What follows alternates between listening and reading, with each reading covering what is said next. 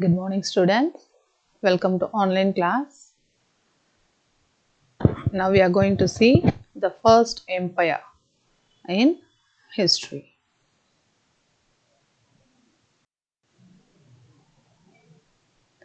Let me see about the empire and dynasty.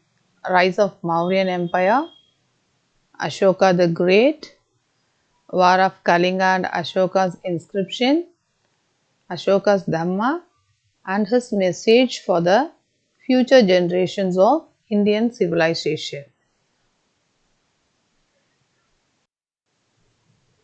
Here the Maurya Empire, the first great Indian empire.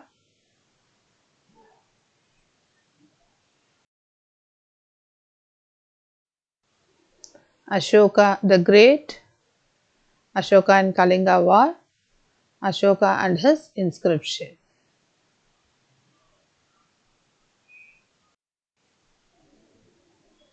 Alexander in India. Alexander was the ruler of Macedonia in Greece. He dreamt of establishing a world empire. He attacked and conquered many places to the northwest of modern day India. He wanted to conquer India, but his tired soldiers refused to travel further, and Alexander was forced to turn back from the river Bias in 326 BCE.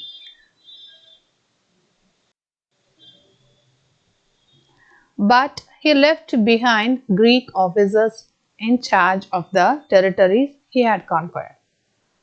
Though Alexander never conquered India, his attempt to do so had a great impact on the Indian subcontinent. By weakening the states that lay along the northwest, he paved the way for the establishment of the Mauryan Empire.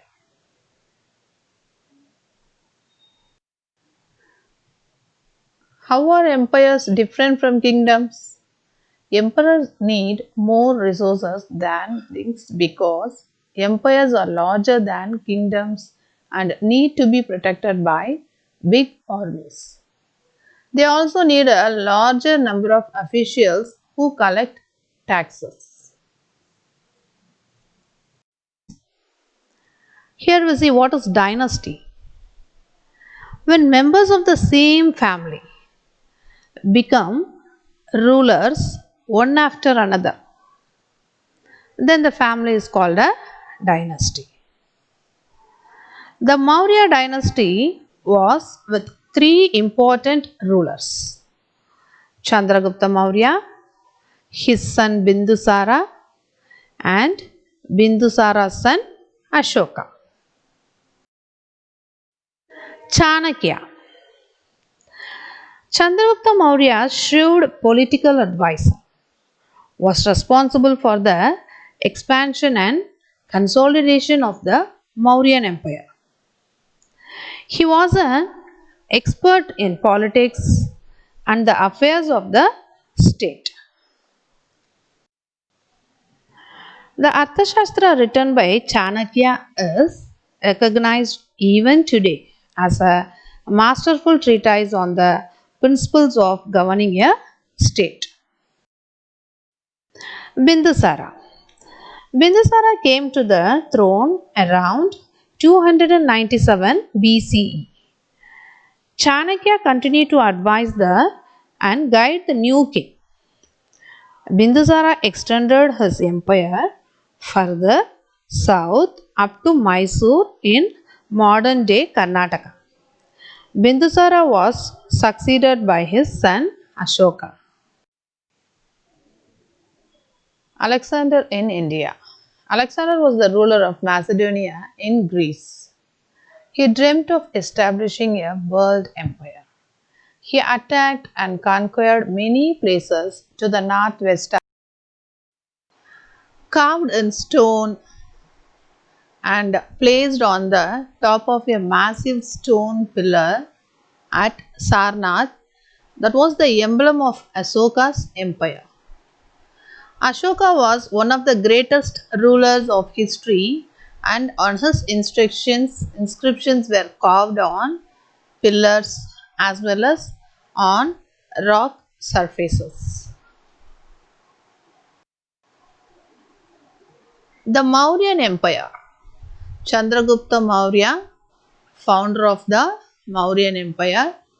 Here the empire that Ashoka ruled was founded by his grandfather, that is Chandragupta Maurya, more than 2300 years ago.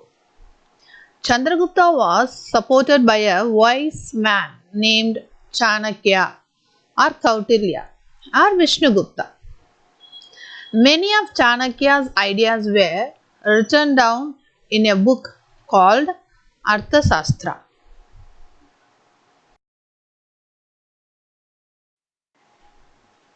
There were several cities in the empire. These included the capital Pataliputra, Takshila and Ujjain. Takshila was the gateway to the northwest, including Central Asia, while Ujjain lay on the route from north to South India. Merchants, officials, and craftspersons probably lived in the cities. In other areas, there were villages of farmers and herders. In central India, we see people gathered, forest produce, and hunted animals. Ruling the empire. As the empire was so large, different parts were ruled differently. The area around Pataliputra was under the direct control of the emperor. Officials were appointed to collect tax from farmers, herders, and traders. Officials also punished those who disobeyed the ruler's orders. These officials were given salaries.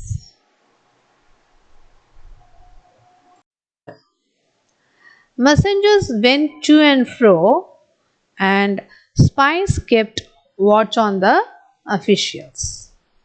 The emperor supervised them all with the help of royal family and senior ministers.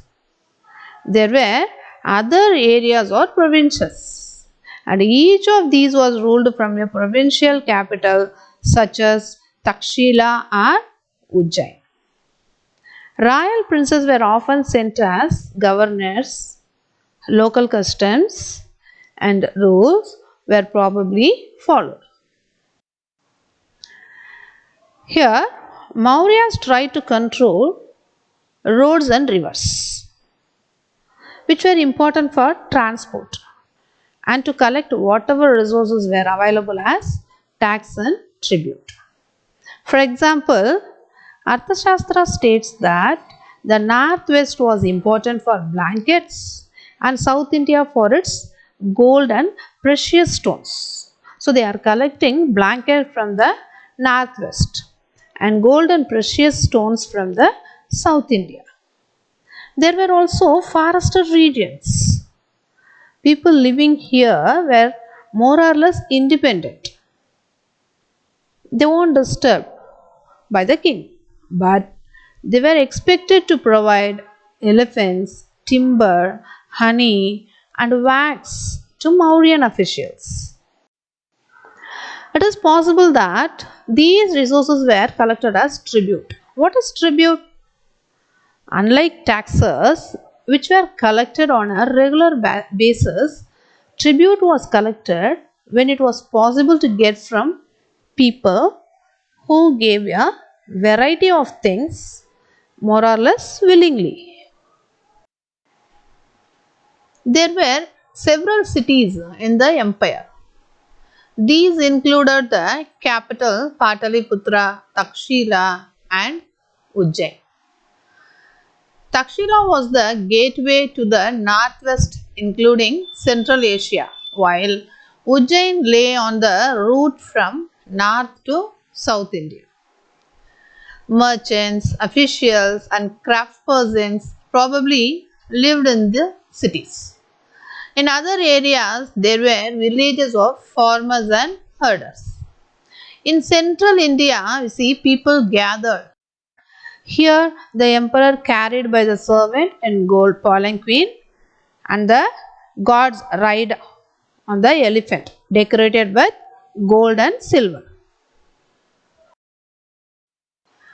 Carved in stone and placed on the top of a massive stone pillar at Sarnath, that was the emblem of Ashoka's empire.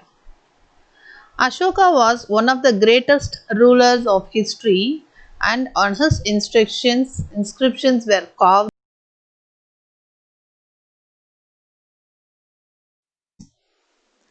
Here we see what is dynasty. When members of the same family become rulers one after another, then the family is called a dynasty. The Maurya dynasty was with three important rulers: Chandragupta Maurya, his son Bindusara, and Bindusara's son Ashoka. Ashoka, a unique ruler. The most famous Mauryan ruler was Ashoka. He was the first ruler who tried to take his message to the people through inscriptions. That's why he called unique ruler. Most of them were in Prakrit and were written in Brahmi script.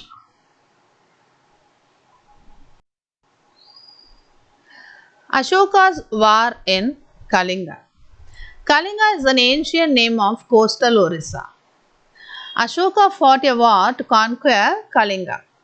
So he was so much horrified when he saw the violence and bloodshed that he decided not to fight any more wars. So he is the only king in the history of the world who gave up conquest after winning a war.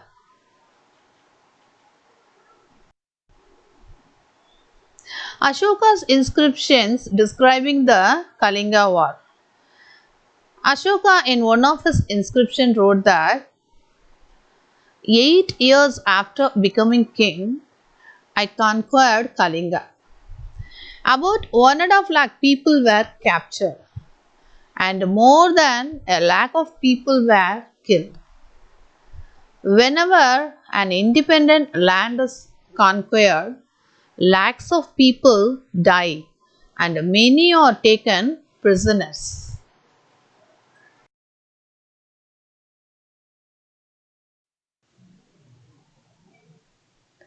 Let me see about the empire and dynasty. Rise of Mauryan Empire, Ashoka the Great, War of Kalinga and Ashoka's inscription, Ashoka's Dhamma, and his message for the future generations of Indian civilization.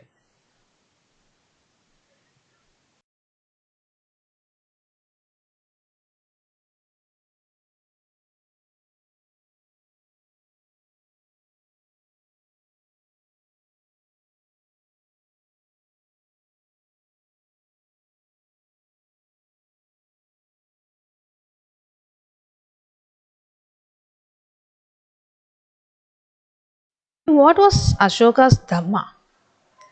Ashoka's Dhamma did not involve worship of a god or performance of a sacrifice. He was also inspired by the teaching of the Buddha. There were a number of problems that troubled him. People followed different religions, and this sometimes led to conflict. Animals were sacrificed, like Rajasuya Yajna, Ashwamedha Yajna. Slaves and servants were ill treated. There were quarrels all over. Ashoka felt that it was his duty to solve these problems. So, he appointed officials known as Dhamma Mahamatta. So, the officials named Dhamma Mahamatta, who went from place to place teaching people about Dhamma. Ashoka got his message inscribed on rocks and pillars.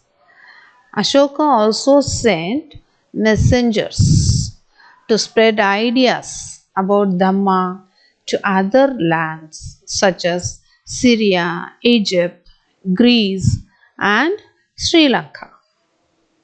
He built roads, dug wells, and built rest houses also, where the peoples passing away from one place to another. He arranged for medical treatment for both humans and animals. Ashoka's messages to his subjects, that is, to his people. People perform variety of rituals. When they fall ill, when their children get married, when children are born, etc. These rituals are not useful. If instead people observe other practices, this would be much fruitful. Let me see what are these practices. Let me see. Being gentle with slaves and servants, and respecting one's elders, treating all creatures with compassion, and giving gifts to Brahmins and monks. It is both wrong to praise one's own religion or criticize another's religion. If one praises one's religion while criticizing another's, one is actually doing greater harm to one's own religion. Therefore, one should try to understand the main ideas of another religions and respect it.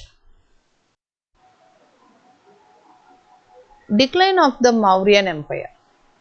So, after the death of Ashoka in 232 BCE, the Mauryan Empire declined rapidly. Some of these reasons were the king who succeeded Ashoka were weak and unable to hold the vast empire together. As the administration broke down, communication with the distant parts of the empire became difficult. The policies of Ahimsa and Dhamma Vijaya followed by Ashoka weakened the army. Kingdoms in the bordering regions of the empire took advantage of the weak center to declare their independence.